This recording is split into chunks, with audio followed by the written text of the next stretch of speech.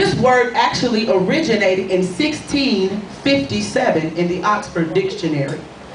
The original definition of self-esteem is a ratio. It is like a math equation. It is a ratio that was used to divide the areas of your successes by the areas in your life where there is failure. So that is what true self-esteem is. The origin of the word truly is about how much you succeed at something and how much you fail. Now, how many know success and failure is determined by the task or by the individual? Somebody else might feel it's successful. I just got to pause right there. Somebody else might think it's successful if they just get an apartment on their own and able to pay their own bills and just have a paid for a car to ride either. To somebody else, that's a failure. So how many know that's already a fallacy right there in that? If you move on down,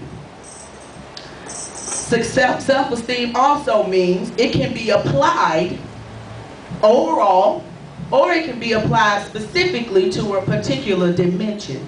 Now let me tell you what that means. Specifically means you can have great self-esteem about your cooking. Oh, I cook good now. I make the best pork chops you ever want to taste. Or if it's Janae, I make the best meatloaf. You ain't gonna find a better meatloaf this side of the Mason-Dixon. It just ain't possible. That girl meatloaf good. Or you can have an overall self-esteem. Oh, I got a nice house, nice car, I got a good job. I am the bomb. You can just have an overall self-esteem. Now, today's definition of self-esteem is a person's overall self-appraisal of his or her own self-worth. Now, the self-worth is determined by your successes or your failures. Now, years ago, to be successful, an African American, was education. Today, it's the bling and the big car. So your success is dependent upon what time you was born, where you live, who raised you. All of that determines your self-worth. That ain't what the word says. That is not what God says. Now, self-esteem is based in 6 areas. Your virtue/etiquette. And by virtue, I mean, are you a tramp or not? Yes, Lord. Are you groomed? Do you know which fork to use when you're at a play setting? Do you dot your I's or do you cross your T's? Even if you're a preacher, Break it down. do you hang when you preach?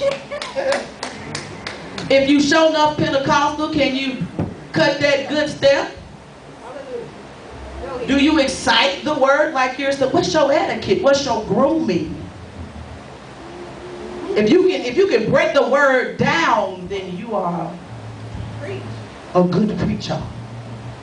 One old Noel Jones. Preach. You might not feel as valued if you backwater preacher. Don't dot the I's, don't cross the T's, talk country. One of the next ways that we base our self-esteem is the support of family. If you have a good family base, I find myself right there. That's me right there.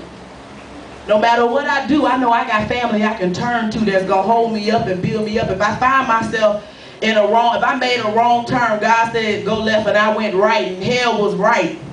I know if I can't call nobody else, my mama, if nobody else gonna come in hell and get me right on out. Support of family.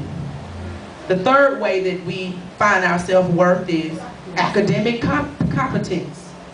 If we have our PhDs and our masters and our bachelors, or how quickly we can compute a math problems, if we're competent academically, we feel worthy.